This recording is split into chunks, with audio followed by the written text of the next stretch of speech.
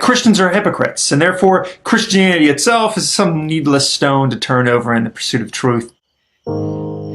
Christians do in many ways appear hypocritical. We do aspire to a standard we have absolutely no chance of meeting, and we do believe in clear right and wrongs. We have a holy text which we fail to practice in both word and deed all too often. Christians sin as much, if not more, than any non-believer. They get jealous, they get judgmental, they get angry, they get frustrated, they struggle with lust, they cheat, they steal, they lie. They run the gamut of sin like any other human being on this earth. And yet, as all Christians know, none of that nullifies their salvation, their faith, the truth, and the gospel from which it's derived. Christ, the person of Christ, came to save sinners, to bridge the gap between man and God. Christians are nothing more than sinners who simply know this and believe this to be true. When we fail to meet the standard that Christ himself has set, we are wrong. When we react to individual people in judgment rather than grace, we are wrong. But the Christian never thinks anything different. We already know we're sinners, we're broken, prostrate before a loving and a saving, sanctifying God. Trust me as I tell you this, I know this very, very well. Because here's the thing, Jesus Christ and his saving, sufficient grace is true regardless of the judgment, the sin, the hypocrisy of his followers. It's true despite the actions of many Christians and churches and organizations that might have hurt you, disappointed you, let you down.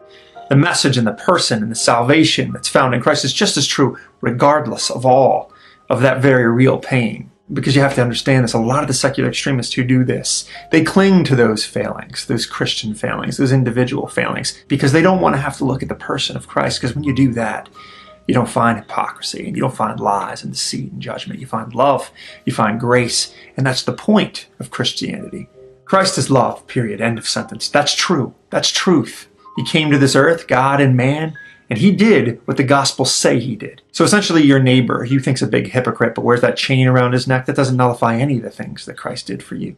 And that youth pastor down at the church that got caught in that scandal that he shouldn't have, doesn't nullify any of the things that Christ did for you. Because at the end of the day, it's just between you and your soul, and every man and woman has to face that truth. You either accept that life-breathing gift of grace and truth, or you reject it for the prison, the purgatory of self-worship.